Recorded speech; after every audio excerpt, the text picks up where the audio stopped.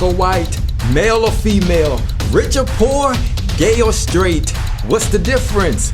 Number 14 and number 41 are on a mission to improve the unity of the world, one person at a time.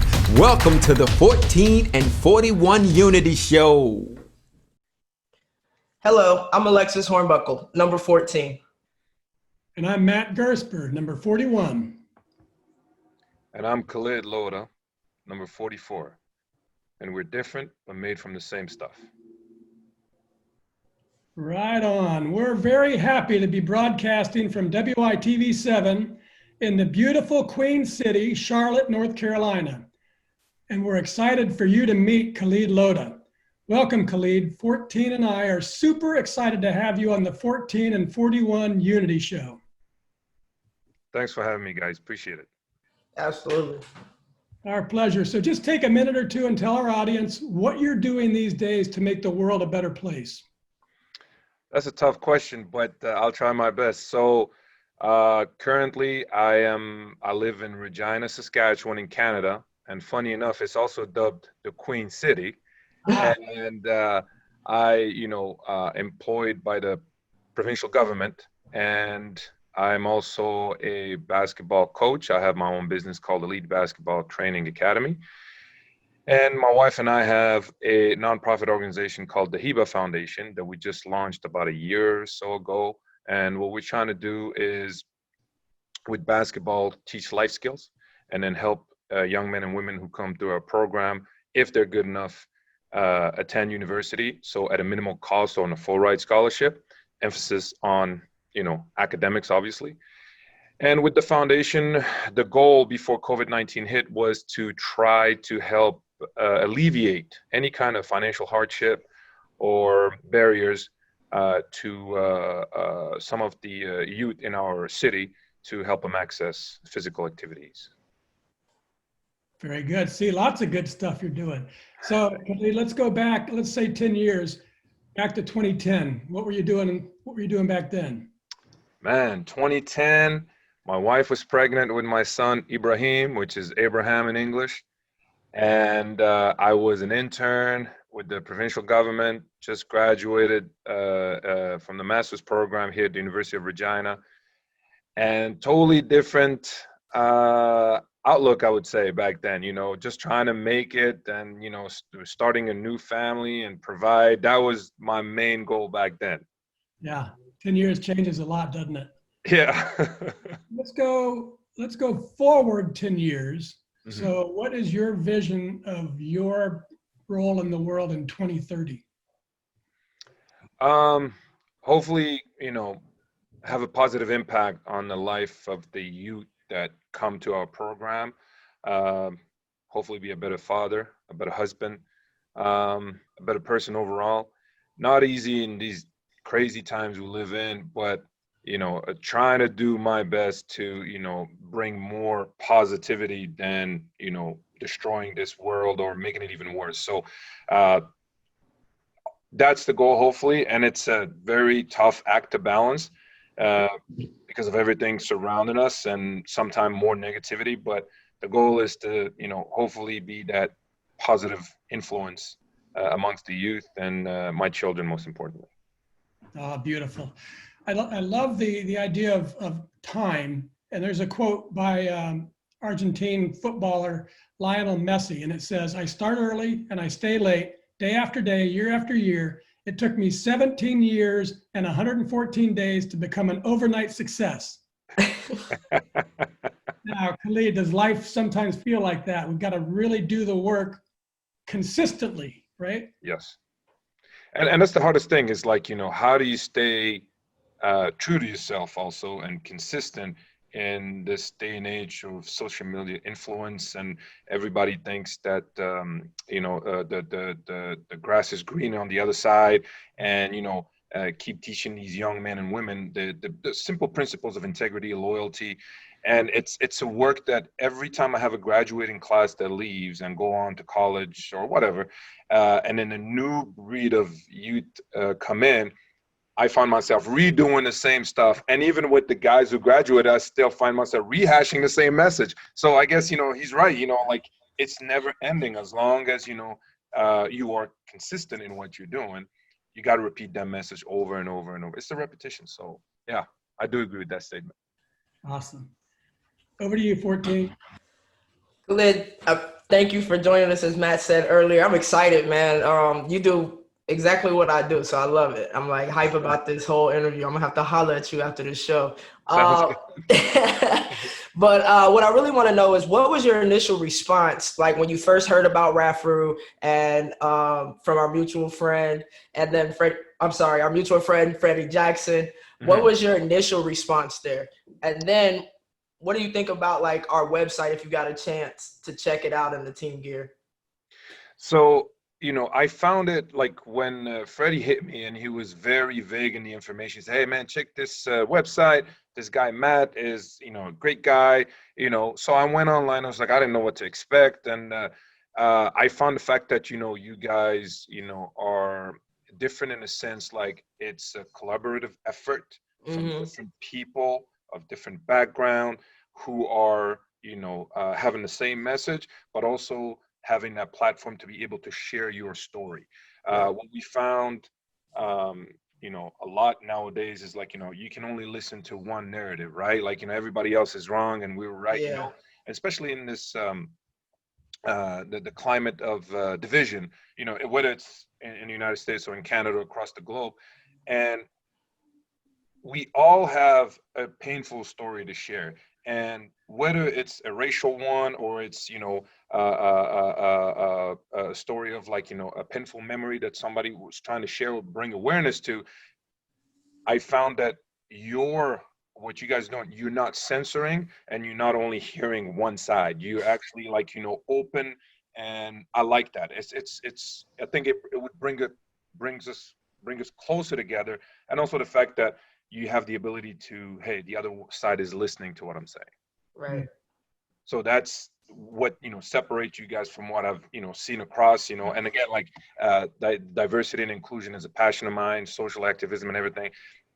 But it's good to have a platform like yours that allow everybody to speak their mind and to hear different sides, because that's important nowadays. You can only it's only one side versus the other versus trying to find some common ground. So that's one thing I liked about what you guys, the way you tell your stories and your website, like the cause, your purpose, your mission. That stuff is very honorable, and and we need more of that stuff. We need more like, hey, we all have a story to share. We all, went through difficult times, but what do you remember the most out of it? And can you be that positive influence versus holding on to the negative? Right. That's awesome. I don't know if you got a chance to check out any of our gear. Matt, you got a shirt on today? I saw the gear. I like. Hey. Hey, look. That's the logo in full color. Oh, wait, other way. I'm sorry. Zoom got me twisted. But that's the logo in full color right there. Matt's a fan of the black and white. He's serious. I'm digging that. Hey, Matt and Alexis, as long as you're shipping to Canada, hey, I'm going to order some gear. Promise you that. Hey, absolutely. Thank you. And we appreciate it. We definitely appreciate it. One last question before I turn it back over to Matt. Like, what are your hopes by sharing your unity story and joining our mission to help improve the unity of the world one person at a time? I think that, it's to bring awareness to the fact that my personal story had like both sides, right? The negative and the positive. And I found in my Coach Morocco, somebody in him and his family, somebody who is completely different from me, Catholic, Italian-American man who, was able to reach out and say, hey, you're my responsibility during these crazy times.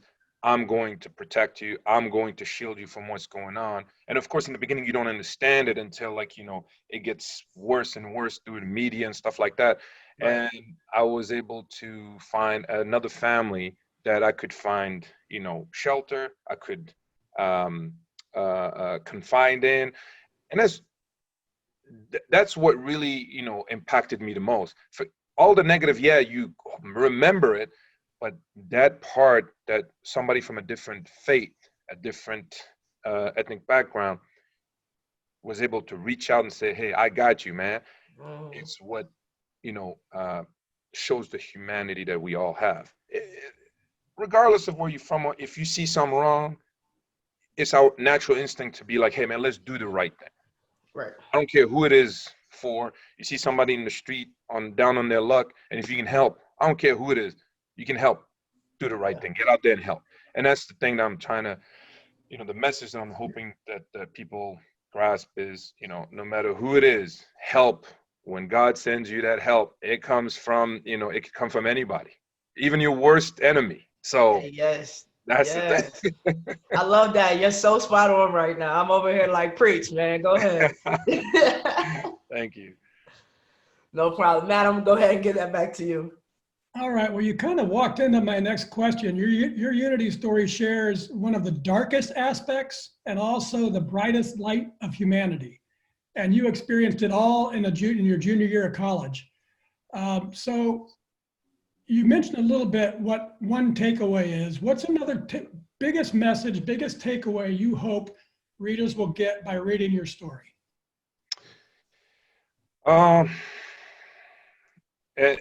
The other takeaway is we're vulnerable, and I'm a man of faith.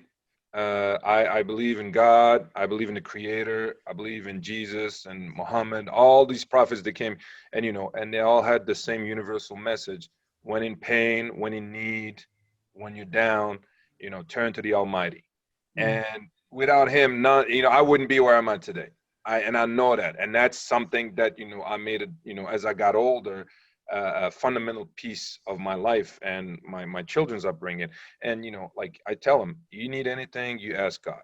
Because, at some point, I'm not going to be able to, give you what you need or what you want. And so that's the other takeaway. And I think that, in this age of social media, you see a lot of youth who, rely heavily on their work ethic or their physical attributes without giving praises to, the Almighty for allowing them to do what they're doing.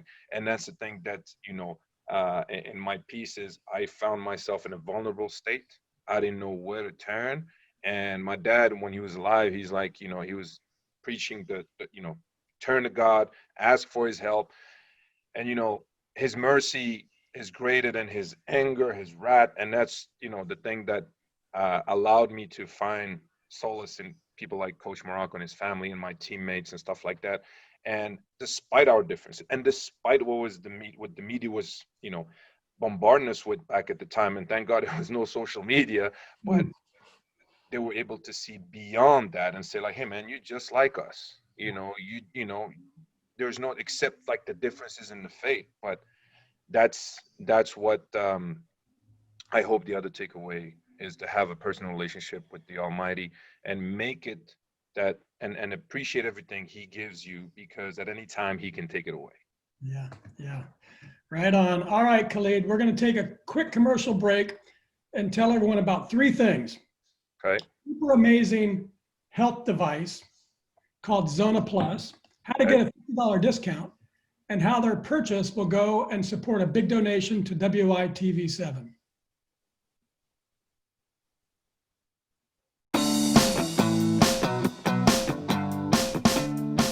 Mr. Happy Living here. I love good things made by good people. That's why I love Zona Plus, the world's first software-controlled handheld device that improves cardiovascular health. You're going to love it too. I use mine almost every day to keep my blood pressure right where it should be. What surprised me though is this little device has been adding muscle to my biceps too. I walk around all day feeling pumped. Check them out at Zona.com. Use coupon code HAPPY for $50 off. Plus, for every order placed during the month of October, I'll donate another $50 to WYTV7.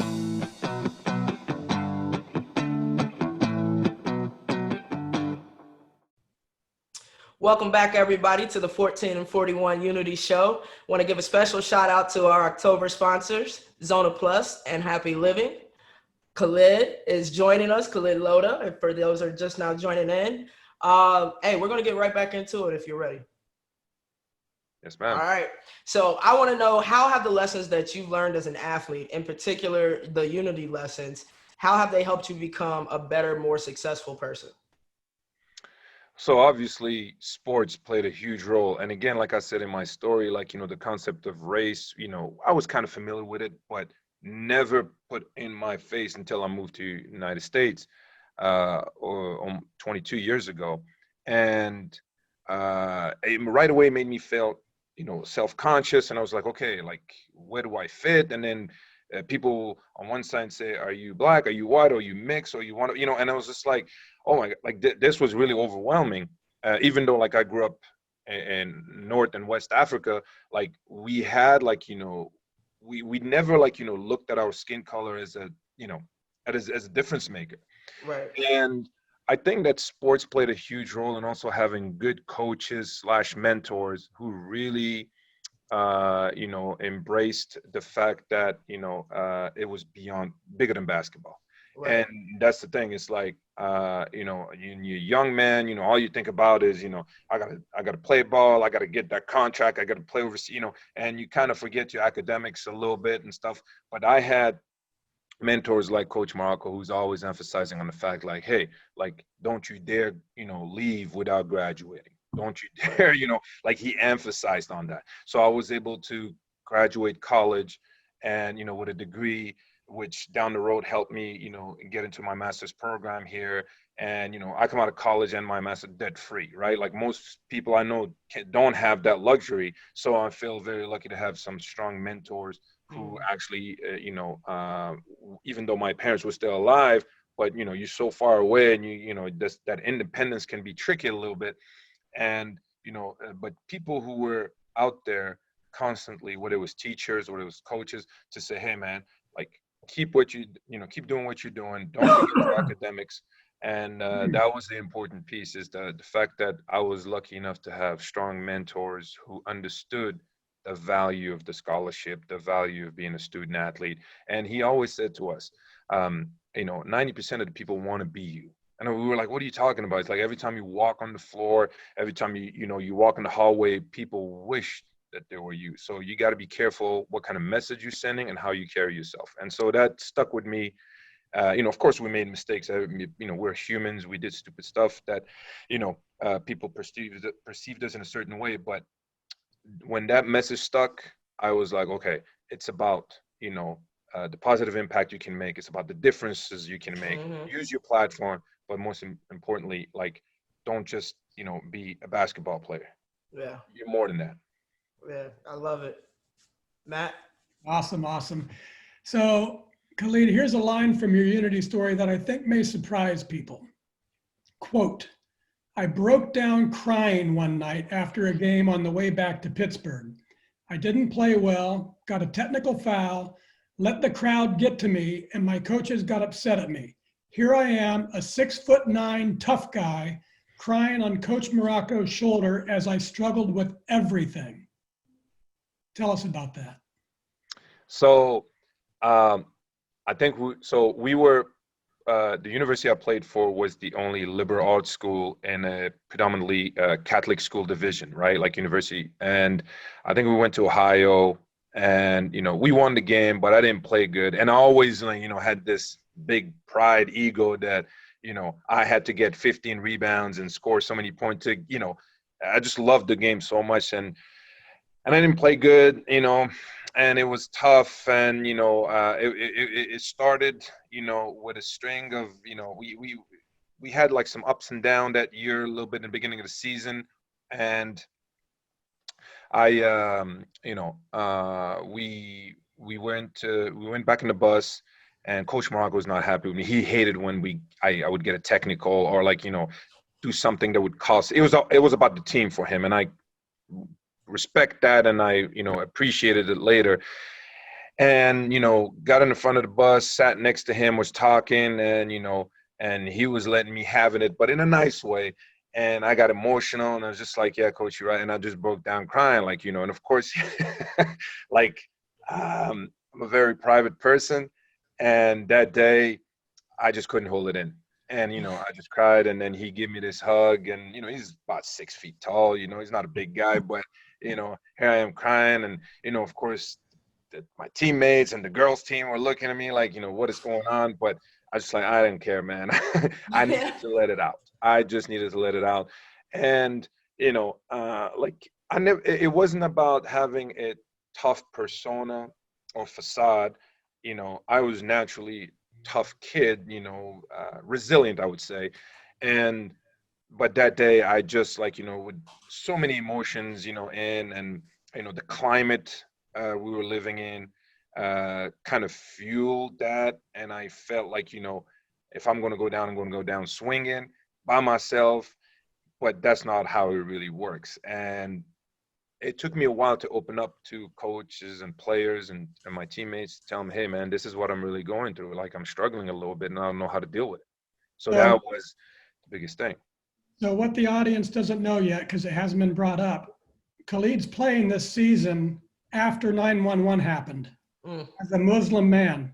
Yes. And the weight of that is what he writes about in his Unity story. And you also include this quote, and just give us 30 seconds reactions to this. You said 19 years have passed since that dreadful day.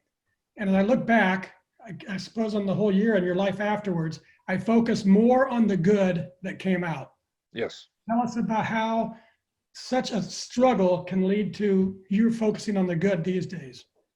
Well, simply because, one, I don't want to hold a grudge, and we all, have biases and, preconceived notions about people.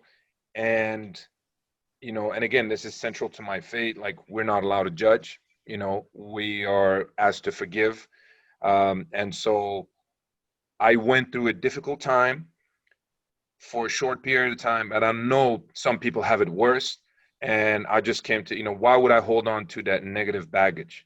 I don't need that in my life. So I focused on the fact that my friends came around, my teammates were supportive, and, my coach and his family were there for me. And till this day, like, my coach just turned 78, and this happened like, 19 years ago. So the love, the, affection that he has for me, for my children, for my wife, none of it is fake. Everything is 100% who that family and who my coach is. And so that's the thing that I would choose to remember the most, is that no matter what, there's always going to be some people in your life that, going to put a hand on your shoulder and say, hey, man, how are you doing today? Mm-hmm. Are you having a bad day or a good day? Like, let's talk. And I want to be that kind of person. And you experienced a lot of good stuff that year that would not have happened if it hadn't been for the bad stuff. Absolutely. Absolutely. Yeah.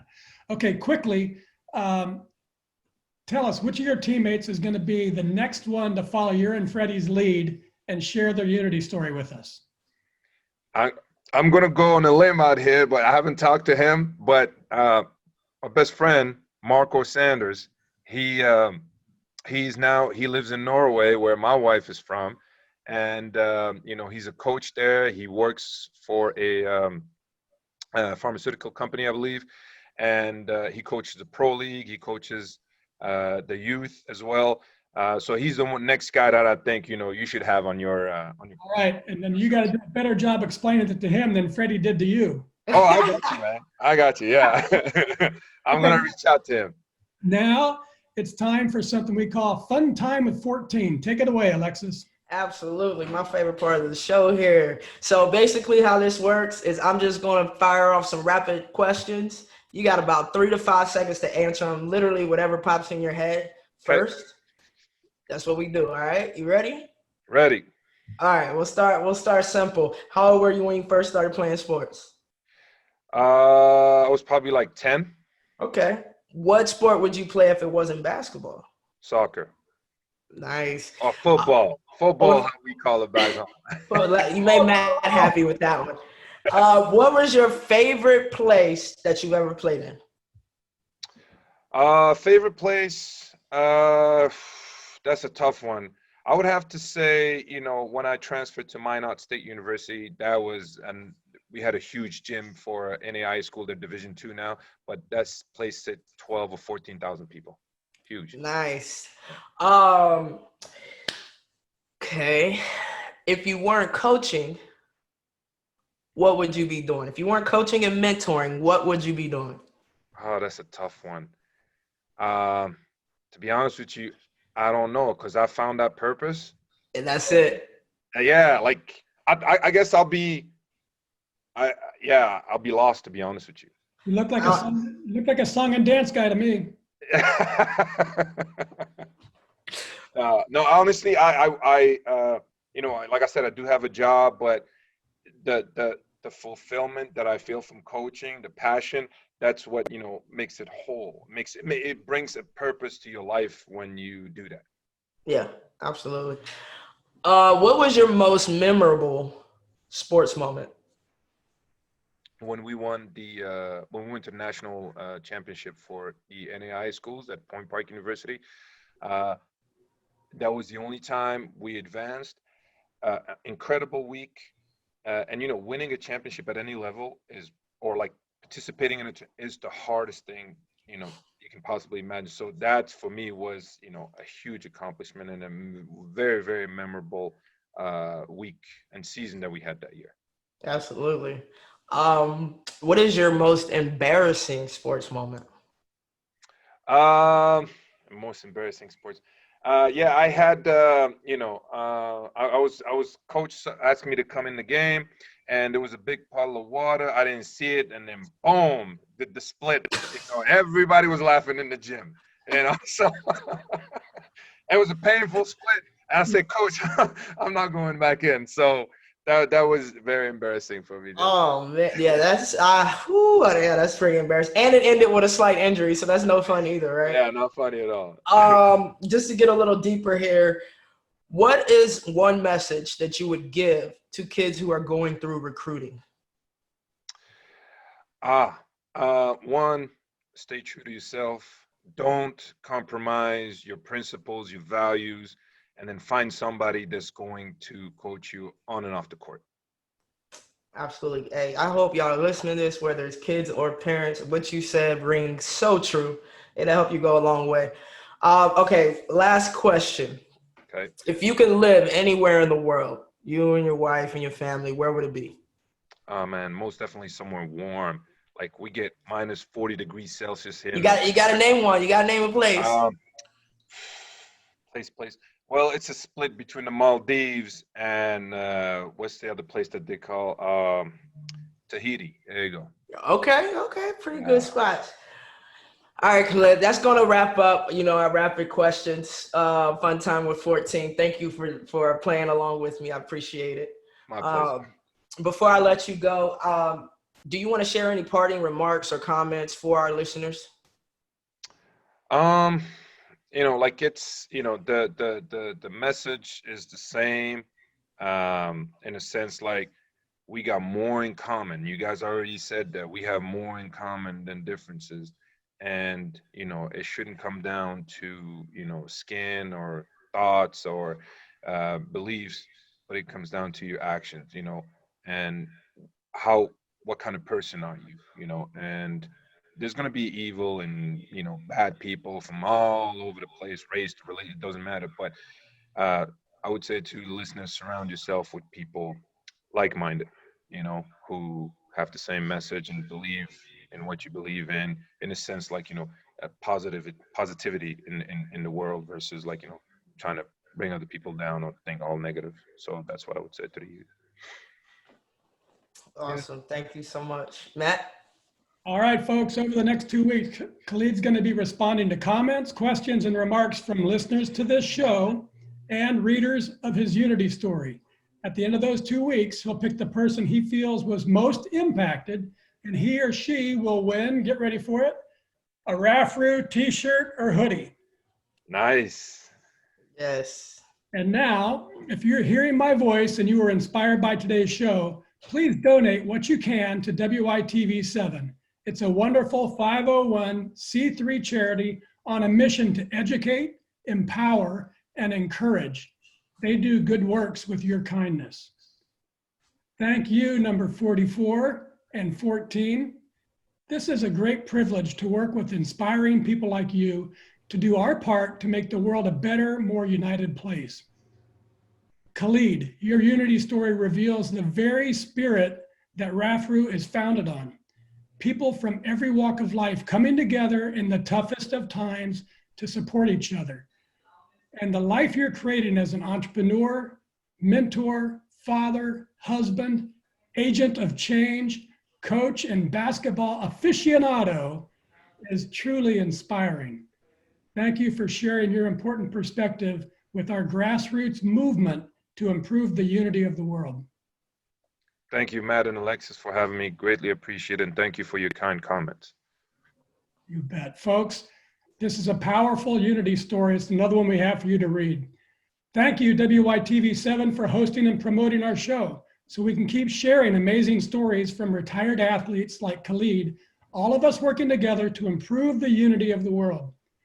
A special thank you to our sponsors for the entire month of October, Zona Plus and Happy Living. Remember, folks, the more you buy, the more I'll donate. So buy a Zona Plus today. And most especially, thank you to our viewers and listeners. Go to rafru.com to read Khalid's inspiring unity story. You'll also find links to websites and social media and all things Khalid Loda. Find him, friend him, discover the important work he's doing helping others learn the many physical, mental, social, and moral benefits of sports, not just for the athlete, but for the entire community. Engage with him and get that free t-shirt while you're at it. From Alexis and Khalid and me, we love you and we want you to be united, not divided. We do what we do at Retired Athletes for Radical Unity to inspire you to join our movement to improve the unity of the world, one heart at a time. Till next time, I'm Matt Gersper. You are awesome, and this is the 14 and 41 Unity Show. And we're out, folks.